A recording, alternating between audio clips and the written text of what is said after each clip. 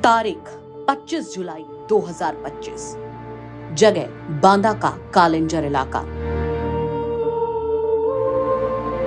आम दिनों जैसा ही था ये दिन भी, लेकिन किसने सोचा था कि इस तारीख को एक ऐसा काला पन्ना लिखा जाएगा जो हैवानियत की, जुर्म की सारी हदों को पार करता हुआ आज एक कठोर फैसले की कहानी लिखेगा। इस तारीख को एक मासूम सी बच्ची, जिसकी उम्र सिर्फ और सिर्फ 6 साल थी, जो दुनियादारी से पूरी तरह से परे थी, वो घर के बाहर खेल रही थी। लेकिन उसे क्या पता था कि एक दरिंदा अमित रैकवार उसे देख रहा है, गंदी हैवानियत भरी नजरों से। उसकी आंखों में एक 6 साल की बच्ची के लिए ऐसी हवस उतरी कि उसने बच्ची को बहाने से अपने पास बुलाया, फिर उसके साथ दरिंदों की तरह दरिंदगी की। लेकिन कहानी यही नहीं खत्म होती। इसके बाद जो हुआ उसने पूरे बांदा तो क्या, पूरे देश को अंदर तक दहला कर रख दिया। बताया जा रहा है कि जब बच्ची ने अपने साथ हो रही हैवानियत का विरोध करना शुरू किया तो हैवान अमित ने उसका हाथ तोड़ दिया, जीभ काट दी और तो और अपने दांतों से उसके नाजुक अंगों को छलनी कर डाला। जब घर वाले बच्ची को खोजने निकले और उन्हें बच्ची मिली तो उनकी भी रूह कांप गई। जो बच्ची कुछ देर पहले खिलखिला रही थी, मुस्कुरा रही थी, खेल रही थी, वो खून से तरबतर बदहवास हालत में घर वालों को मिली। इलाज के लिए उसे जिला अस्पताल लाया गया, लेकिन हालत बिगड़ते ही उसे कानपुर रेफर कर दिया गया, जहां मासूम बच्ची आज भी 6 महीने बीत जाने के बाद भी ऐसी हालत में है जिसे आप अपनी आंखों से अगर देख लें तो कई रातों तक सो न पाएं। घटना इतनी दर्दनाक थी कि कानून के रखवालों का भी खून खौल गया। उनसे भी एक मासूम बच्ची के साथ ऐसी दरिंदगी बर्दाश्त नहीं हो रही थी। ऐसी हैवानियत को अंजाम देने के कुछ ही घंटों में पुलिस ने आरोपी का एनकाउंटर किया। हाफ एनकाउंटर में अमित के दोनों पैर खून से लथपथ हो गए थे। पुलिस ने उसे गिरफ्तार करके जेल भेज दिया, जिसके बाद बारी आई कोर्ट की। 10 गवाह पेश किए गए, कई दलीलें दी गई, कोर्ट में जमकर बहस हुई और आखिरकार जज ने वो फैसला सुनाया जिसे सुनकर मानो हर किसी के दिल को ये सुकून मिला कि अब होगा अमित के पापों का इंसाफ। जज ने साफ और सीधे शब्दों में कह दिया कि आरोपी को फांसी की सजा से कुछ भी कम ना मिले, यानी बच्ची के साथ हैवानियत करने वाले अमित को अब फांसी दी जाएगी। यहाँ बड़ी बात तो ये है कि सजा पाने के बाद भी दरिंदे के चेहरे पर कोई भाव नहीं दिखे। वहीं पीड़िता की मजबूर मां, जिसने अपनी मासूम सी बच्ची को 6 महीने पहले ऐसी हालत में देखा था जैसे कोई अजनबी भी ना देख पाए, वो आज भर्राए गले से कह रही है कि हमारी बच्ची के शरीर में कई जगह ऐसे घाव हैं जो आज तक नहीं भर पाए हैं। इस दरिंदे के साथ यही होना चाहिए था। मेरी बच्ची के साथ बहुत गलत काम हुआ था। अमित रैकवार ने घर से ले गया उठा के और अपने घर में उसको जीभ काट डाला, हाथ तोड़ डाला और उसके जगह जगह पर काटा और उसके साथ गलत काम किया और कुल्हाड़ी लेके उसे काटने की कोशिश की। और फिर हमारी बच्ची ने बताया बड़ी वाली कि वहाँ है, तो हम जहाँ गए तो दीवार कूद कर भाग गया। फिर हम अपनी बच्ची लेके अपने घर आए, फिर वहाँ पुलिस आ गई थी, फिर वहाँ से लेके चले आए यहाँ। आज उसको फांसी की मृत्युदंड की सजा हुई है। आज उसकी मृत्यु, क्या कहना चाहेंगे? कैसा लग रहा है आपको? कैसा लग रहा है आपको? हमको सही लग रहा है। सही है। अच्छा इंसाफ हुआ आपके साथ? हाँ, अच्छा हुआ। यही होना चाहिए था। यही होना चाहिए।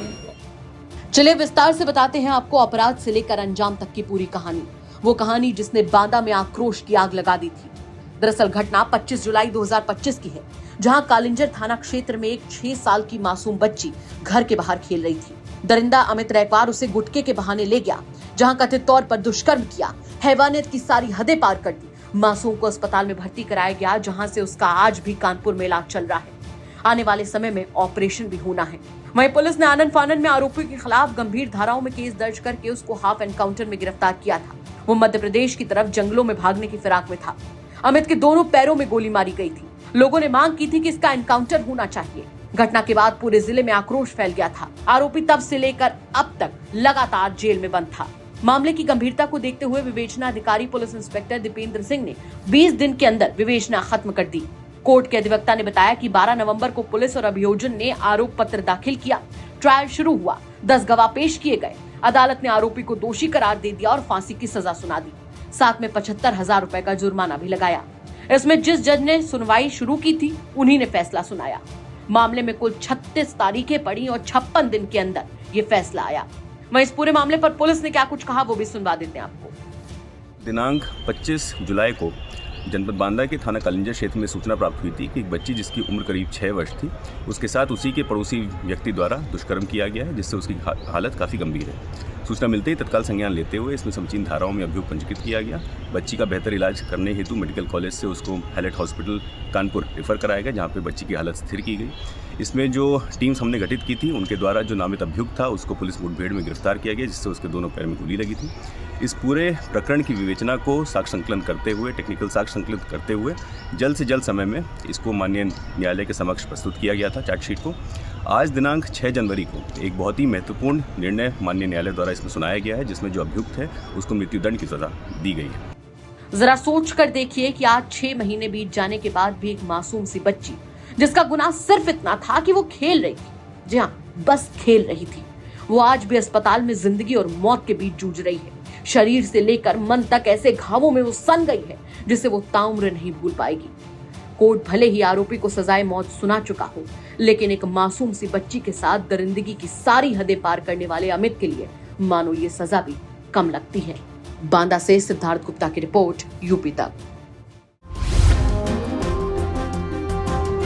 ये बताइए कि आपकी अरेंज मैरिज हुई पत्नी के साथ या लव मैरिज?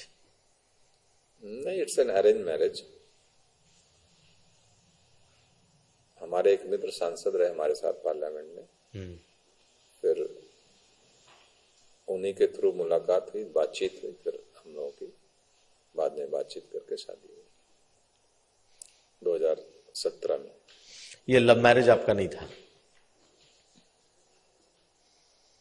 नहीं, मिलना जुलना हुआ, फिर बातचीत हुई, एक दूसरे को समझने के बाद ही निर्णय लिया गया। और पहली शादी बहुत उतार चढ़ाव का था, तो इसलिए सोच समझ के निर्णय लिया गया। मेरी पहली शब शादी हुई थी, जिन पत्नी का मेरे निधन हो गया, वो शादी उनको मैं देखा भी नहीं था, बातचीत भी नहीं की, घर वालों ने शादी तय की थी। और अब दुर्भाग्य है वो नहीं रहे इस दुनिया में, जाने दीजिए।